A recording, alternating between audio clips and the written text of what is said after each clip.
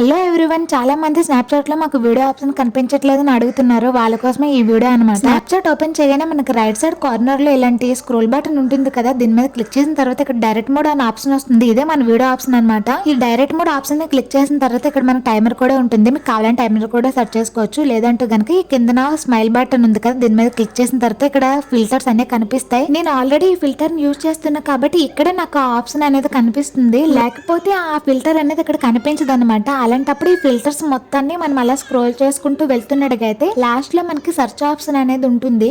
దాని మీద క్లిక్ చేసి మనం ఇక్కడ కార్టూన్ 3D అని సెర్చ్ చేయాలి. దీన్ని సెర్చ్ చేయగానే మనకి ఫిల్టర్ అనేది ఒక కనిపిస్తుంది అనమాట. ఇక్కడ రెడ్ కలర్ లో సర్కిల్ తిరుగుతుంది కదా, ఈ ఫిల్టర్ అనమాట మనకు కావాల్సింది. దీని మీద క్లిక్ చేసుకుని డైరెక్ట్ గా ఈ రౌండ్ సింబల్ ని క్లిక్ చేస్తే చాలు మన వీడియో అనేది స్టార్ట్ అయిపోతుంది. నేను పెట్టిన లాంగ్ వీడియో చాలా మందికి అర్థమైంది, అందులో కొంతమందికి అర్థం కాలేదన్నారు. వాళ్ళ కోసమే ఈ వీడియో. మీకు ఇంకా అర్థం కాలేదంటే నేను మరి ఇంకేం చేయలేను.